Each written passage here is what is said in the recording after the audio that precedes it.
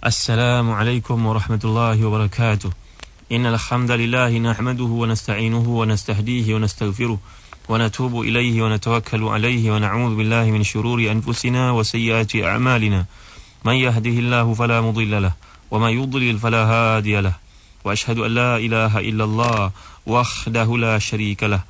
Lahul mulku wa lahul hamdu yuhyi wa yumiitu wa huwa ala kulli syai'in qadir. Wa la hawla wa la quwwata illa billahil aliyyil azim. Allahumma la sahla illa ma ja'altahu sahla wa anta taj'alus sa'ba wal hazana idza syi'ta rabbi sahla. Allahumma innaka 'afuwun tuhibbul 'afwa fa'fu 'anna wa 'an walidina wa 'an mashayikhina wa 'an asatizatina wa 'an jami'il mu'minina wal mu'minat wal muslimina wal muslimat al ahya'i minhum wal amwat innaka sami'un qaribun mujibud da'awat wa ya qadiyal hajat. Allahumma ahsin 'aqibatana fil umuri kulliha wa ajirna min khizyid dunya wa 'adzabil akhirah. Allahumma salli wa sallim mubarak ala sayyidina Muhammad wa ala ali sayyidina Muhammad kama sallaita wa sallamta wa barakta ala sayyidina Ibrahim wa ala ali sayyidina Ibrahim fil alamin innaka Hamidum Majid. Amma ba'd. Saudara penerbit Ustaz Mahdi Syarudin, sidang pendengar yang dirahmati dan dikasihi Allah sekalian. Firman Allah Subhanahu wa taala dalam ayat yang ke-22 dari suratul A'raf, A'udzu billahi minasyaitonir rajim. Qala rabbana zalamna anfusana wa illam taghfir lana wa tarhamna lanakunanna minal khasirin. Maksudnya keduanya berkata, wahai Tuhan kami telah menzalimi diri kami sendiri jika engkau tidak memberi ampun kepada kami dan memberi rahmat kepada kami. Nescaya kami termasuk dari orang-orang yang rugi. Berkata Imam At-Tabari dalam penjelasan kepada ayat ini, i'tarafa bil khati'ah wa taba min adh-dhanbi wa talaba min Allahil maghfirah wa rahmah. Wa hadhihi al-ayah hiya al-kalimat allati talaqaha Adam min rabbih. Kata beliau dalam tafsirnya bahawa ini merupakan pengiktirafan terhadap dosa dan taubat dari kesilapan dan meminta kepada Allah Subhanahu wa taala keampunan dan rahmatnya. Ini merupakan kalimah yang diwahyukan oleh Allah kepada Nabi Adam agar dibacakan.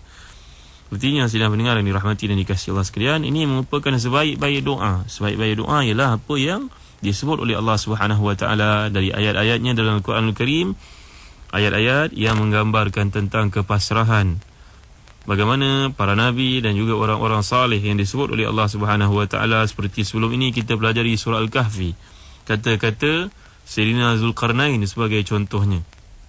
Wajar menjadi kalimah yang sentiasa kita ucapkan. Demikian juga kalimah Dhunnun, kalimah Nabi Yunus ketika berada dalam perut ikan dalam ayat 87 surah Al-Anbiya. Bagaimana Allah Subhanahu wa taala mengajar kita untuk sentiasa mengamalkan ayat-ayat sedemikian. La ilaha illa anta subhanaka inni kuntu minadh zalimin. Demikian juga dari surah Al-Furqan ayat 74 sebagai contohnya. Rabbana hab lana min azwajina wa dhurriyyatina qurrata a'yun waj'alna lil muttaqina imama. Ayat 200 dari surah Al-Baqarah contohnya. Rabbana atina fid dunya hasanah wa fil akhirati hasanah wa qina adzaban nar. Ini contoh-contoh ayat-ayat yang diajar oleh Allah Subhanahu wa taala kaifiat kita berdoa kepadanya, memohon kepadanya. Jadi kata Imam At-Tabari menerusi satu riwayat yang dikumpulkan dari banyak-banyak riwayat yang dikemukakan bahawa ia merupakan wahyu dari Allah Subhanahu wa taala kepada Nabi Adam, meminta kepadanya keampunan selepas menyedari terlanjurnya beliau melanggari perintah yang Allah SWT telah kenakan. Kata Syekh Qutb menjelaskan isu ini, apabila berlakunya pelanggaran terhadap larangan, Nabi Adam mula merasa kesal atas kesilapannya. Sekaligus ayat ini menjadikannya dapat berhubung semula dengan Allah. Kerana pengakuan, penyesalan, istighfar, rasa dirinya lemah, lantas dia bangkit meminta pertolongan dan rahmat darinya. Dia meyakini bahawa tiada daya lagi upaya melainkan dengan kasihnya, izinnya juga. Ini saya terjemahkan dari tafsir Fi Dhilalil Quran, tulisan almarhum Al-Syahid Syekh Qutb. Jadi dalam kuliah yang lepas telah kita bincangkan hakikat taubat menerusi kitab Riyadhus Salihin, tulisan Al-Imam An-Nawawi. Syarat-syaratnya kalau dia berkaitan dengan Adami, dengan manusia, bagaimana pula. Dan kita telah bincangkan satu hadis yang menarik riwayat Muslim, bagaimana seorang perempuan dari suku Juhainah berjumpa dengan Nabi SAW, mengakui dosa besar yang dilakukan, iaitu zina. Dan Nabi telah pun menganjurkan kepada keluarganya supaya menunggu tempoh kelahiran dan kemudian anak itu dibesarkan dan tempoh yang agak munasabah, barulah hukuman itu dikenakan ke atas beliau. Dan satu hadis yang menarik untuk jadi renungan kita bersama-sama sidang pendengar sekalian. Hadis ini saya petik dari kitab Riyadhus Salihin juga dalam bab taubah. Kitab Riyadhus Salihin ini merupakan antara kitab-kitab hadis yang paling baik sebenarnya sidang pendengar sekalian untuk kita miliki bersama-sama. Kalau ada dalam koleksi, dalam maktabah ataupun kutub khana di rumah kita sebagai rujukan, cukup elok, cukup cantik. Dibaca satu hari 2-3 hadis, satu hari satu muka, dapat membentuk satu keluarga yang berprinsip secara Islam, insya-Allah. Jadi dalam hadis yang dikumpulkan oleh Imam Nawawi ini, antara hadis sahih riwayat Bukhari dan Muslim, kisah seorang yang telah membunuh 99 manusia dan kemudian bertemu dengan orang yang dianggapnya pakar rujuk pada waktunya itu yang dapat menunjukkan kepadanya jalan kembali pada Allah SWT. Lihat, kata Ibn Allan ketika menjelaskan dia sudut istifadah fawaid hadis ini. Tengok, walaupun manusia ini betapa kejam sekalipun, ada dalam hatinya niat untuk kembali menjadi orang yang baik sebenarnya. Cuma kekuatan persekitaran ataupun pengaruh dari luar sejauh mana dapat membentuk kembali pribadi fitrah ini agar kembali di atas landasan yang benar. Jadi bila bertemu dengan orang yang dianggap pakar rujuk ini, pakar rujuk ni gagal memberikan kepadanya satu penyelesaian pada masalah yang dilaluinya. Dia kata, tidak ada ampun bagimu, kamu telah membunuh 99 nyawa. Dia membunuh ustaz ini genap 100. Bertemu dengan seorang yang dianggap pakar rujuk yang kedua. Dan pakar rujuk yang kedua ini mendalami ilmu psikologi, memahami orang yang berdosa ini nak kembali kepada Allah, kena mudahkan baginya laluan untuk kembali pada Allah. Lalu disyorkan kepadanya supaya berpindah ke tempat yang baru. Pendek ceritanya, bila kita memahami hadis ini, jelas Ibn Allan bahawa manusia ini bila nak berubah, nak bertaubat, mesti mengambil kira beberapa perkara. Di samping syarat-syarat yang telah kita bincangkan 3 ataupun 4 sebelum ini, hendaklah dia mengubah keadaan dirinya. Kalau dahulu dia duduk di tempat ini menyebabkan dia seronok melakukan maksiat, maka kena pindah, jangan duduk sini lagi. Kalau dengan sebab pakaian yang dipakai itu menyebabkan dia cenderung melakukan maksiat, pakaian itu hadiahkan pada orang lain. Kalau disebabkan kelompok yang dia bergaul dengannya itu menyebabkan dia kerap melakukan maksiat, tinggalkan kelompok itu, pergilah ke tempat lain. Ini berpandukan kepada hadis. Jadi sidang pendengar yang dirahmati dan dikasihi Allah sekalian, di samping hadis ini ada satu hadis lagi yang menarik yang berlaku pada zaman Nabi SAW, yang mana Allah Subhanahu Wa Taala telah pun menceritakan perkara ini panjang lebar dalam surah At-Taubah. InsyaAllah nanti ada kesempatan, ada umur, kita akan bincang surah At-Taubah. Ringkas cerita daripada surah At-Taubah ni, kalau kita lihat bagaimana Nabi SAW telah pun menghukum 3 orang sahabat, yang mana mereka ini telah pun menguzurkan diri dari terlibat dalam peperangan Tabuk. Pada waktu itu Nabi SAW bersama dengan para sahabat keluar untuk menentang tentera Rom dan juga suku Arab yang berada di utara yang cuba menimbulkan kekacauan kepada negara Islam Madinah. Lalu Nabi SAW telah mewajibkan kepada semua umat Islam untuk turut serta dalam peperangan itu.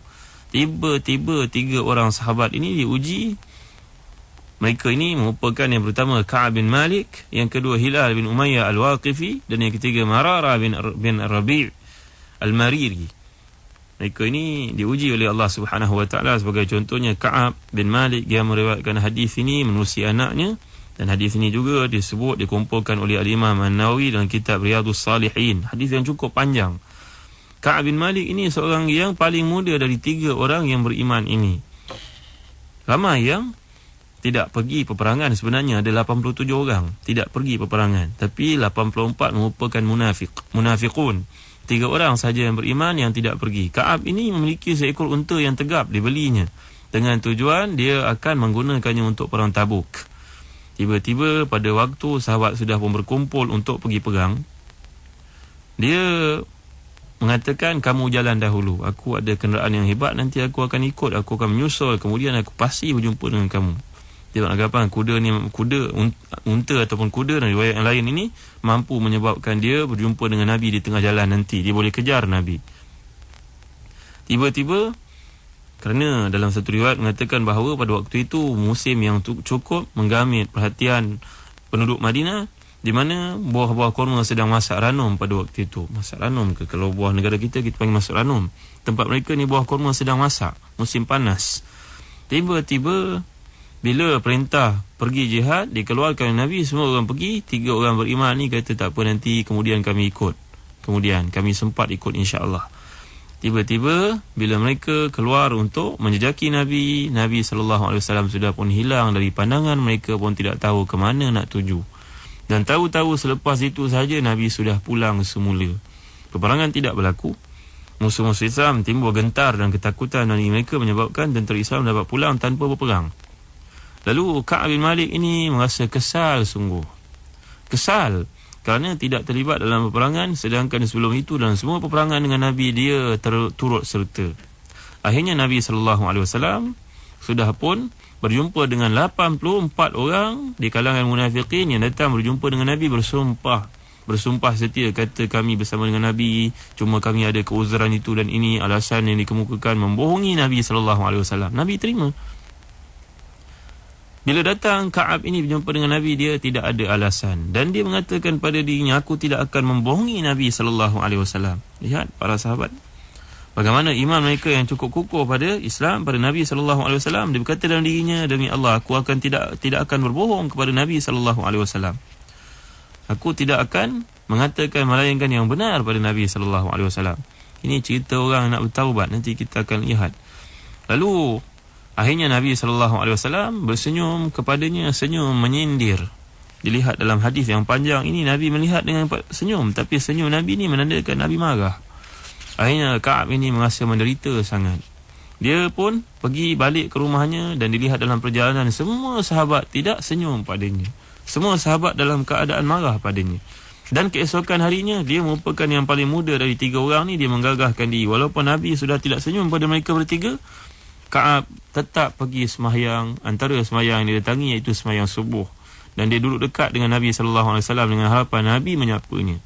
Tiba-tiba Nabi SAW tidak menyapanya. Dia bagi salam pada Nabi pun Nabi paling tempat lain. Bila Nabi melakukan perkara ini, sahabat-sahabat semuanya melakukan perkara yang sama terhadapnya. Alangkah bayangkanlah kita kalau duduk dalam satu komuniti, orang tidak peduli kepada kita. Kalau yang tak peduli ni orang biasa, tak mengapa. Ini pemimpin.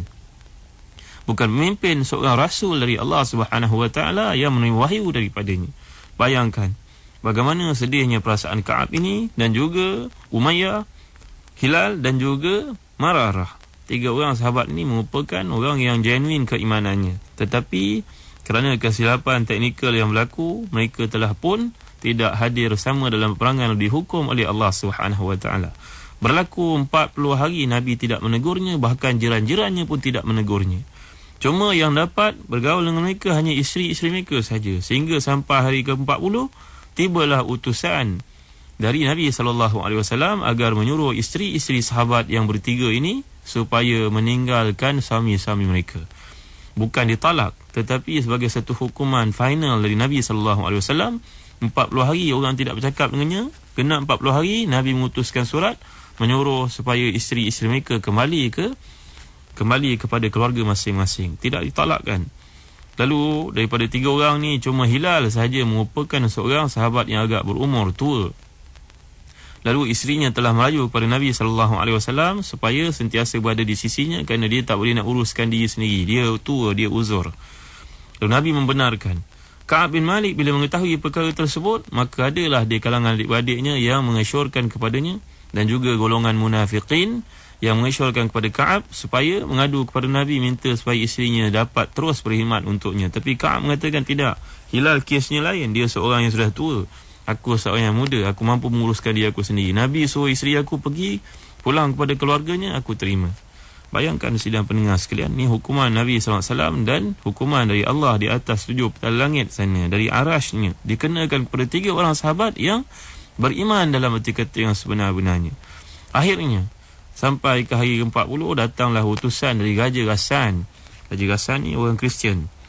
Dia menghantar satu utusan kepada Ka'ab, mengatakan, aku mendengar cerita bahawa Muhammad telah pun mengenepikan kau. Telah sampai berita kepada kami bahawa sahabat-sahabatmu, terutamanya Muhammad, telah pun memusuhimu. Allah tidak menjadikan kau untuk menjadi orang hina di dunia. maka marilah bersama-sama ke tempat kami akan mengembirakan hatimu. Ka'ab menerima surat tawaran masuk Kristian sidang pendengar sekalian. Ka'ab ini telah pun mengambil surat tersebut dari Raja Ghassan yang beragama Kristian ini. Dia ambil surat ni, dia pun mengatakan ini musibah yang ketiga. Yang pertama, Nabi tak bercakap dengan aku dan orang beriman. Yang kedua, isteri aku disuruh mengasingkan diri. Yang ketiga, datang pula utusan Kristian minta aku jadi Kristian. Demi Allah, aku tidak akan keluar dari agama yang benar ini. Dia pun ambil surat ni, dicampakkan ke dalam api. Sidang pendengar sekalian, sidang pendengar, apakah penghujung kepada kisah Ka'ab bin Malik ini, Hilal bin Umayyah dan Mararah bin Rabi' yang kita nak belajar bersama-sama? Konsep taubat yang sebenarnya. Taubat ni bukan kita hidup dalam keadaan melakukan maksiat, tiba-tiba nak bertaubat, panggil semua orang, buat press conference lagi. Ini ke taubat yang dikehendaki? Kemudian tak sampai sebulan melompat balik semula. Adakah ini taubat yang dikehendaki oleh Allah? Ini kita nak belajar bersama-sama kisah taubat Nabi Adam, dan kita nak lihat taubat salaf supaya kita pelajari bersama-sama. Janganlah kita terpesong dari jalan yang sebenarnya. Wallahu a'lam. Wa sallallahu ala sayyidina Muhammadin wa ala alihi wa sahbihi wa baraka wa sallam. Wassalamualaikum warahmatullahi wabarakatuh.